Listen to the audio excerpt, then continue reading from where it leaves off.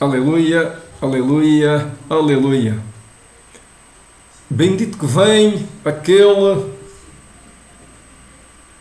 que vem em nome do Senhor. Aleluia, aleluia, aleluia. Nas igrejas cristãs de todo o mundo, hoje celebramos a ressurreição do nosso Salvador, Jesus Cristo. Que boa nova que é a sua ressurreição. Para todos os homens de boa vontade, aleluia, aleluia, aleluia. Recebam a paz de Cristo, o amor de Cristo, o amor de Cristo, a proteção de Cristo. Cristo está a vir ao mundo. Tenham fé. Que Deus venha ao nosso encontro. Sejam uma vez mais bem-vindos ao Conversas com Deus, Diálogos com o Mundo. Vamos então iniciar. Jesus Cristo disse uma frase muito importante que está lá em Mateus. No mundo sempre haverá pobres. O que Cristo queria dizer é que no mundo sempre haverá pessoas que precisarão de ajuda. E Cristo disse mais: ninguém poderá dizer que ama Deus se não amar o seu próximo. Aquele que precisar de ajuda é o teu próximo. Aquele que estiver a teu lado quando tu caminhas, tu és próximo dele e ele é teu próximo. Teu próximo é todo aquele com que tu cruzas no trabalho ou no caminho. E nós todos falhamos na vida porque falhamos no aspecto relacional. O aspecto relacional é a nossa grande luta como seres humanos. É no aspecto relacional que surgem as grandes confusões. Surgem as guerras, surgem as discussões, surgem os conflitos, surgem os roubos, surge a falta de amor. Quando Jesus Cristo disse: no mundo sempre haverá pobres, está-nos de forma implícita a dizer onde deve estar o nosso cuidado, o nosso foco.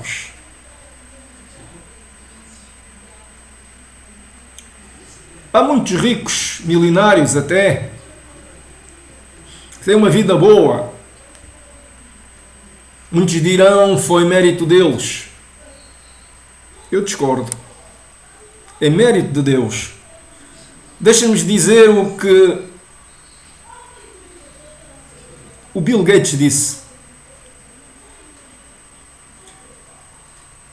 Ele, na altura, vivia exatamente numa zona onde estava a ser instalada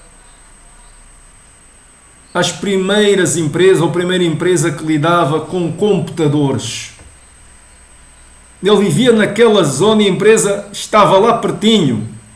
E por ele viver naquela zona, ele contactou rapidamente com os computadores e desenvolveu e trabalhou com os computadores mais de 10.000 horas, ganhando a perícia técnica. Mas ele nasceu numa família que estava a viver naquela zona. Quem decide o nascimento é Deus. Há pessoas que nascem como príncipes e não fizeram nada para isso. Há pessoas que são filhos de milionários e não fizeram nada para isso. Deus é que decide. Portanto, o mérito não é deles. Muitos dizem: foi esforço dele. Há esforço, sim senhor. Há pessoas, por exemplo, que nascem com capacidades atléticas e desenvolvem-nas, mas têm essas capacidades atléticas, porque há pessoas que não têm essas capacidades atléticas e por mais que se esforcem não vão conseguir desenvolvê-las, nunca vão ser brilhantes. Por isso é que há poucos Messis e Cristianos Ronaldos são pessoas que além de nascerem com essas capacidades atléticas de coordenadora motoras, desenvolveram-nas, esforçaram-se, mas as capacidades, os dons são dados por Deus. É preciso nunca esquecermos isso. Ninguém escolhe a família onde vai nascer. Ninguém sabe que dons lhe vão calhar. É como se fosse uma lotaria. Ninguém sabe. Ninguém consegue explicar. Mas Deus sabe que dom dá a cada pessoa.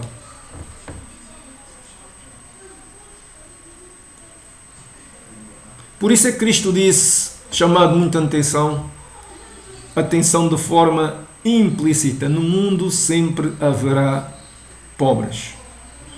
Pois ele vai mais longe. Em Mateus está escrito, em Lucas, em João, em Marcos: amai a Deus sobre todas as coisas, com todas as vossas forças, com toda a vossa alma.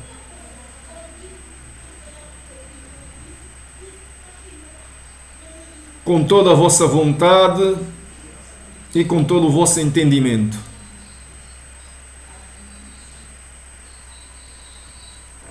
Portanto, ele diz que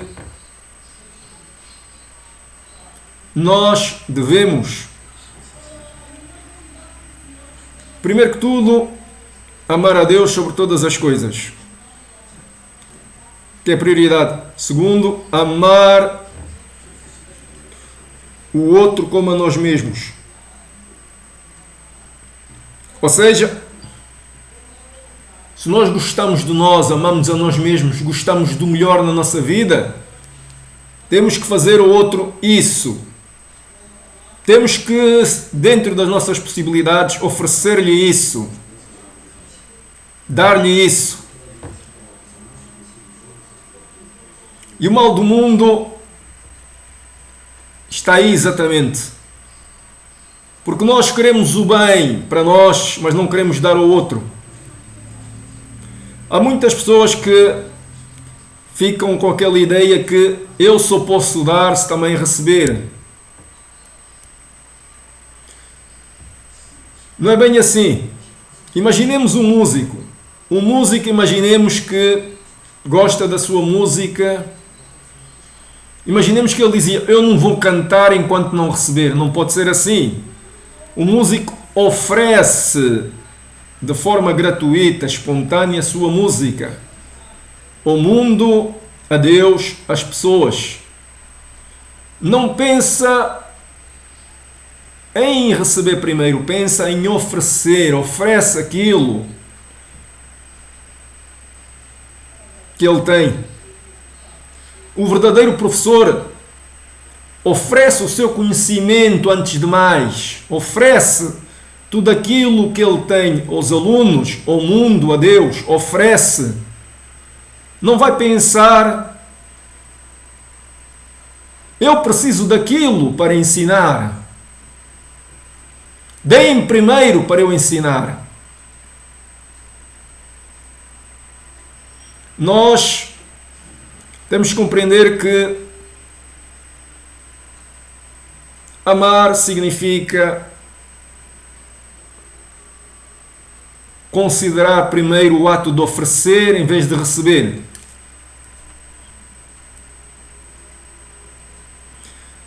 Eu não posso dizer que amo se primeiro pensar em receber. Amar é um ato de oferecer. Se eu oferecer uma rosa a alguém,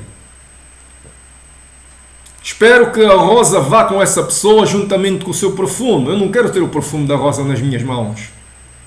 Eu dei, ofereci.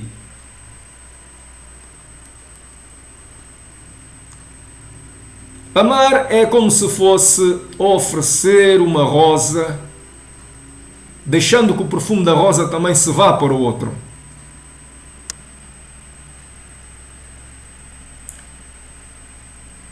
Não é pensar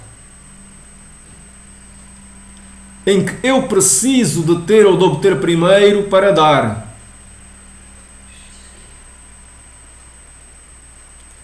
O ato de cantar é um ato de oferecer com alma, com corpo, com espírito aos outros.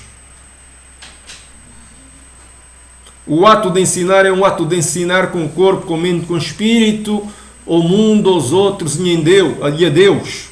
O verdadeiro professor oferece. Não pensa primeiro nas suas condições. Não tenta justificar a sua situação ou a sua recusa em oferecer esse conhecimento, dizendo que preciso disto, que estou muito distante, que não tenho equilíbrio, não tenho estabilidade, está errado. Oferece-se. Um padre, um ministro da palavra, um sacerdote, um pastor, um diácono, oferece Deus aos outros, oferece amor aos outros, oferece a palavra aos outros, oferece sem condições.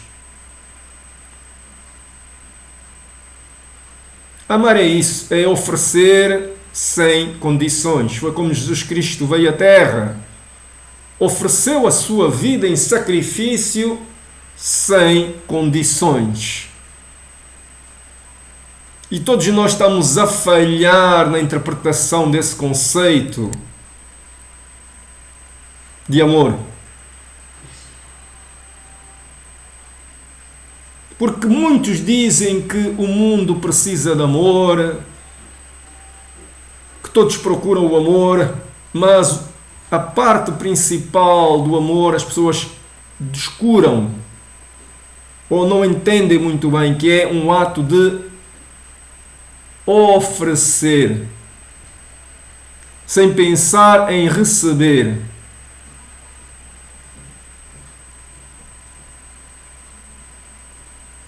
E é assim que se obtém depois o contentamento espiritual, a paz interior que desafia todos os conceitos e conhecimento do mundo, e a luz do Espírito Santo, transformando assim a nossa mente e o nosso espírito. É o que Paulo diz, renovando assim o vosso entendimento. Não vos conformeis com as realidades do mundo, antes mediteis na palavra do Senhor, renovando assim a vossa mente e o vosso entendimento. Repara que ele diz renovar a vossa mente e o vosso entendimento. E se juntamos a primeira frase, amar a Deus com todo o vosso coração, forças, alma e entendimento, significa que o entendimento serve para amar cada vez mais Deus. Não é para pôr em causa Deus. A nossa capacidade intelectual deve nos levar a amar cada vez mais Deus. Mas o que nós estamos a fazer é utilizar a nossa capacidade intelectual para pôr obstáculos à existência de Deus. Para não querermos garantir a existência de Deus, para querermos recusar a existência de Deus. Porquê? Porque Deus não se vê.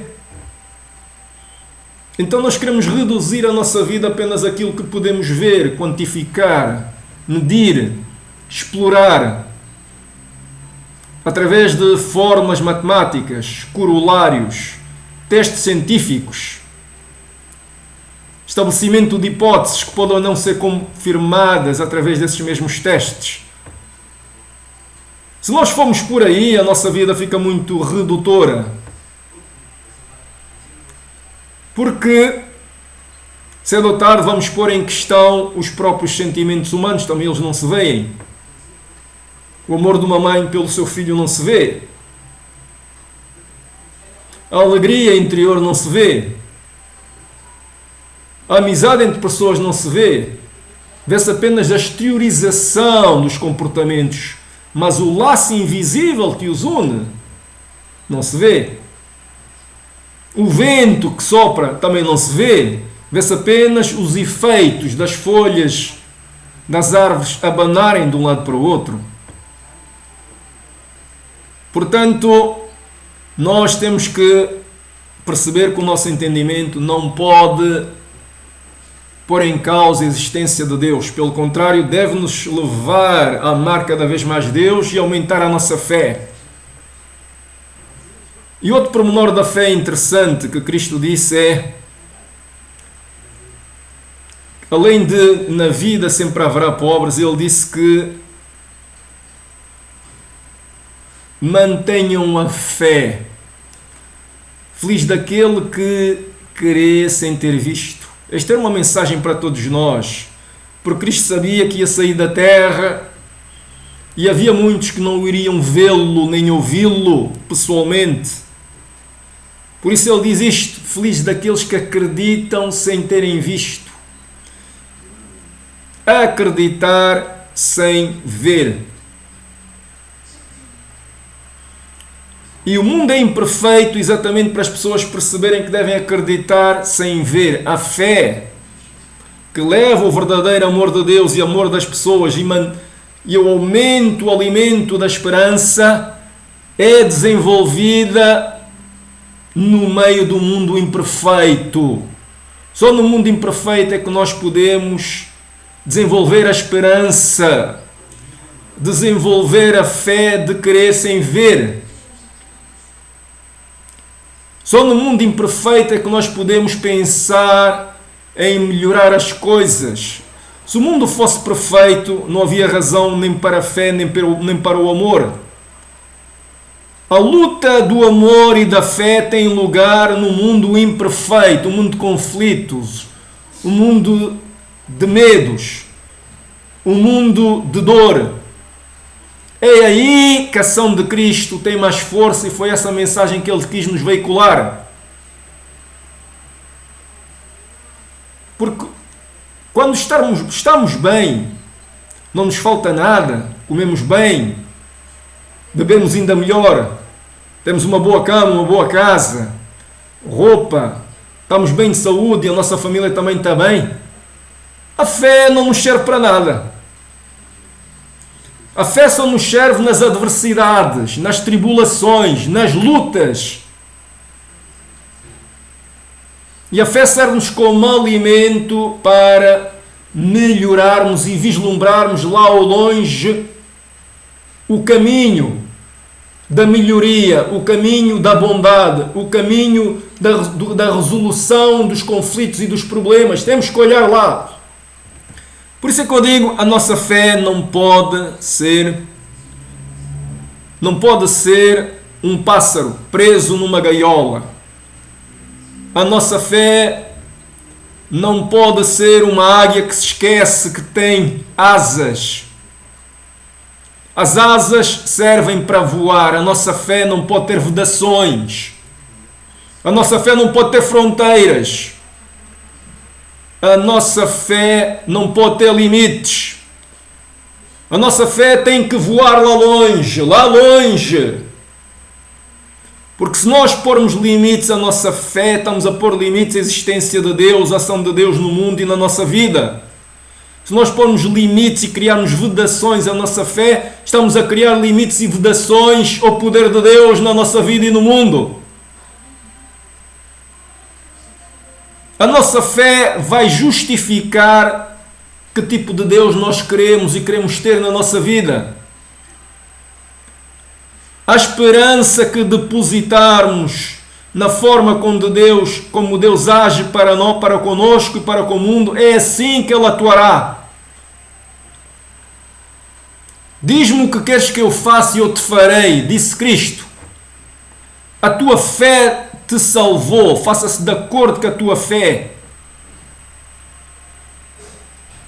A forma como Deus nos trata e lida conosco é proporcional a nossa esperança que temos nele, a nossa fé que depositamos nele. É isto a lei principal que Cristo quis nos dizer. Mas Ele deu-nos o caminho para aumentarmos a nossa fé. No mundo sempre terão pobres. No mundo sempre haverá dificuldades. No mundo sempre haverá lutas, conflitos, injustiças, falta de igualdade de oportunidades, má distribuição da riqueza, corrupção, racismo, discriminação de género,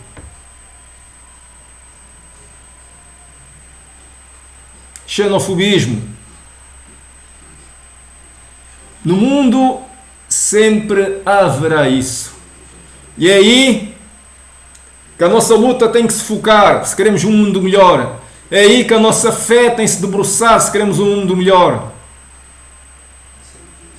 E lembrem-se, amar é oferecer. É pena que há muitos milionários no mundo que, em vez de pensarem assim, hoje vou ajudar um pobre, pensam assim, hoje vou comprar um carro.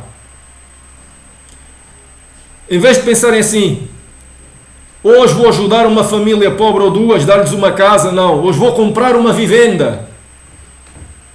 Esse é o mal do problema do mundo. E mais, eles acham que devem comprar e têm o poder para comprar e fazem-no. Quando deviam estar também a pensar, eu não vou fazê-lo, tenho casas suficientes, porque se eu comprar uma casa, vou tirar uma casa aos pobres, têm menos rendimentos.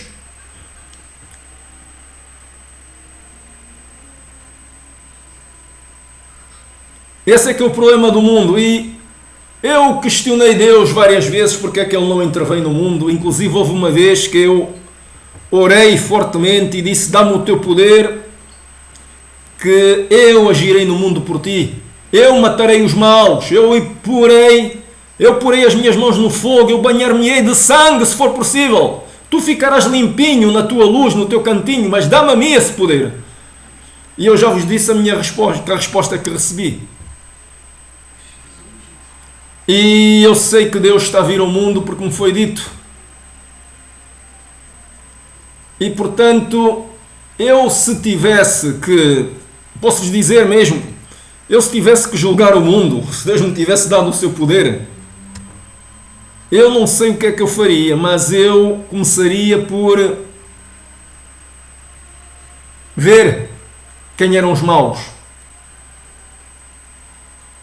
E veria se havia alguma hipótese de modificá-los para se tornarem bons. Porque os maus têm muita influência no mundo. Eles espalham a maldade para a sua família, para os seus filhos, para os seus amigos. Isto cresce. Um homem tem capacidade de se relacionar com 8 homens. 8 com outros 8 e por aí fora. Isto é um crescimento exponencial. Logo o mal se espalha de forma indefinida. O bem também se espalha de forma indefinida. Mas nós temos que mudar a mente dos maus, se não os podemos liquidar, porque Cristo disse que eles vão servir para fazer a separação entre os bons e os maus no dia do julgamento, e portanto nós não nos devemos contaminar, tornando-nos semelhantes a eles. Apesar de haver o risco das pessoas perderem a fé nas suas dificuldades, nas suas lutas, porque pensam que Deus não está em silêncio, que não está a ver, não vai fazer nada. Deus me disse também que se nós não o abandonarmos, Ele não nos abandonará. Se nós não o abandonarmos, Ele não nos abandonará. Ou seja, Ele vê tudo. E está a contabilizar tudo. Não há nada que aconteça na terra e no céu sem um propósito, disse Deus. Portanto, Vamos manter a fé cada vez maior, porque a nossa fé, se não tiver limites nem vedações, nós estamos a dar força a um Deus que não tem limites. Um Deus grande, não é um Deus pequeno, um Deus grande. Um Deus grande que está a vir com todo o seu poder, com os anjos a virem, nos seus cavalos de fogo a virem para a terra. E eles vão agir sobre o mundo.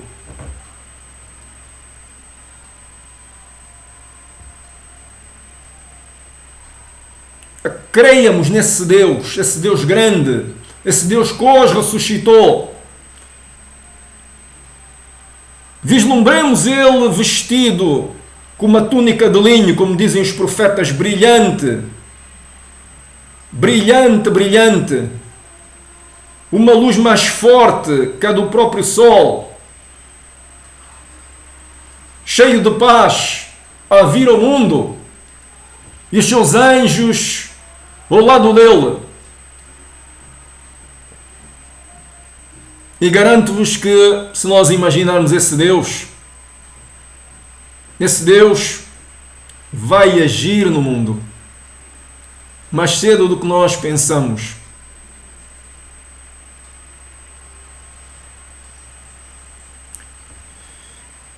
Já vos disse o que me foi dito ao Espírito.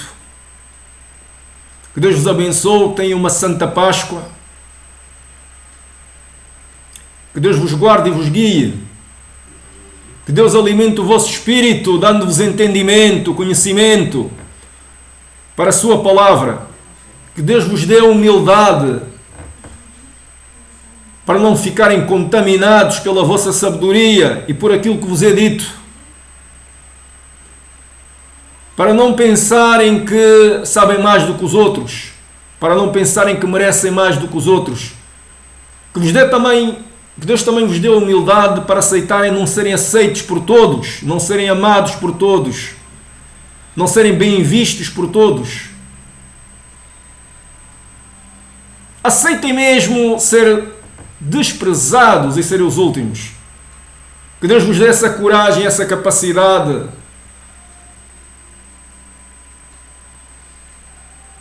Eu peço que Ele vos dê isso, como também me dê a mim e todos aqueles que acreditam nele. Todos aqueles que esperam nele, todos aqueles que acreditam nas suas promessas, creem que Ele está a vir ao mundo e já não falta muito. Glorificado seja o teu nome, amém, Senhor, glorificado seja o teu nome. Já não falta muito para Ele vir ao mundo. Que Deus vos alimente cada dia que passem todas as vossas lutas e não desanimem. Não desanimem, porque todos nós passamos por dificuldades. A vida é o combate pela fé. A vida é o combate pela fé. Vocês têm que manter a fé. Por isso é que há dificuldades para vocês fortalecerem a vossa fé. No mundo imperfeito não há razão para a fé, não há razão para o amor. Só no mundo imperfeito é que há razão para a fé, há razão para o amor. E isto é a razão de vocês estarem aqui.